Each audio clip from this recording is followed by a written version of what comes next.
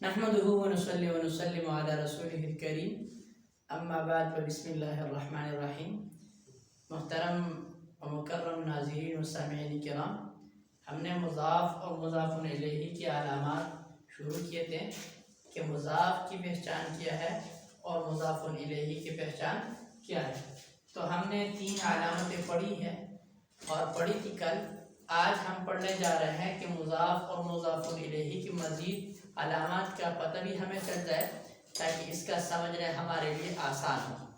دیکھو، چوتھی علامت یہ ہے کہ جب بھی اسم اشارہ سے پہلے کوئی اسم آ جائے بغیر الف لام کے تو آپس میں یہ مضاف مضاف الیہ بنے گا۔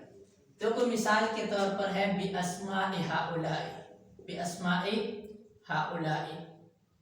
تو دیکھو یہاں پر یہ اسماء اسم ہے اور ہؤلاء اسم اشارہ ہے، اور قاعدہ اور ضابطہ یہ ہے کہ جب بھی اسم اشارہ سے پہلے بغیر الف لام کے اسم آ جائے تو آپس میں مضاف اور مضاف الیہ بنیں گے۔ تو یہ بِأَسْمَاءِ، یہ پہلا جز مضاف اور یہ دوسرا جز ہؤلاء مضاف الیہ بنے گا۔ اسی طرح ایک علامت اس کی یہ ہے، 5ویں علامت مضاف اور مضاف الیہ کی یہ ہے کہ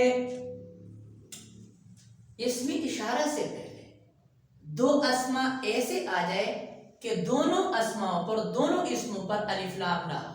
مثلا وَتَزْيِينُ دِيبَاجَةِ هَذَا الْكِتَابِ، وَتَزْيِينُ دِيبَاجَةِ هَذَا الْكِتَابِ۔ تو یہ تزیین کا لفظ یہ بھی اسم ہے، اس پر الف لام نہیں آیا ہوا۔ دیباجتی یہ بھی اسم ہے، اس پر الف لام داخل نہیں ہے۔ پھر اس کے تیسرے نمبر پر ہذا آیا ہوا اسم اشارہ۔ قاعدہ اور ضابطہ یہ ہے کہ جب اسم اشارہ سے پہلے اس 2 اسم ایسے آ جائیں گے جس پر الف لام نہ ہو تو یہ آپس میں مضاف مضاف الیہ بنیں گے۔ تو دیکھو، وَتَزْيِينُ یہ مضاف ہے، پہلا جو مضاف ہے، دیباجتی اس کے لیے مضاف الیہ ہے، اور یا ھذا الکتاب یہ مضاف الیہ، دیباجتی مضاف ہے، اور یہ دونوں مضاف مضاف الیہ آپس میں مل کر اس کے لیے مضاف الیہ بنتے ہیں۔ تو دیکھو، پہلا جو مضاف یہ مضاف الیہ، پھر یہ مضاف یہ مضاف الیہ۔ تو اسی طرح یہ قاعدہ بھی آپ سمجھ گئے ہوں گے۔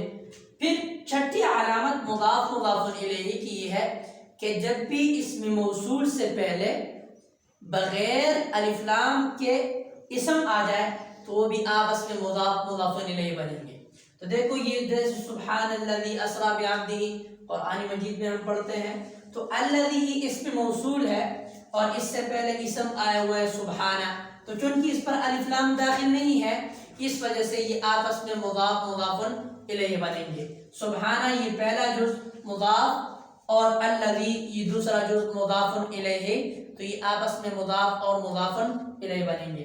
اسی طرح اگر اسم موصول سے پہلے 2 اسماء 2 اسم ایسے آ جائے جن میں سے دونوں پر الف لام داخل نہ ہو تو یہ بھی آپس میں مضاف اور مضاف الیہ بنیں گے۔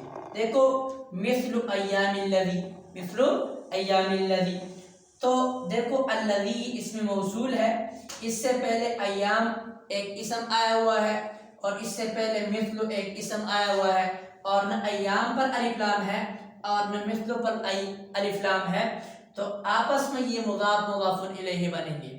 وہ اس طرح کہ مثل مضاف اور ایام مضاف الیہ، اور الذی یہ بھی مضاف الیہ ایام کے لیے، تو یہ مضاف الیہ آپس میں مل کر مضاف الیہ ہو جائے گا مثل مضاف کے لیے۔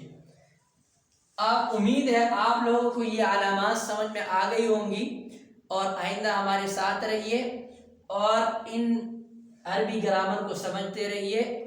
اللہ ہم سب کو عربی زبان کے ساتھ ساتھ تمام علوم قرآن و حدیث کو سمجھنے کی توفیق عطا فرمائے، اور اس کے سمجھنے کے لیے جتنے بھی مبادیات ہیں اس کو بھی سمجھنے کی توفیق عطا فرمائے۔ وآخر دعوانا ان الحمد للہ رب العالمین۔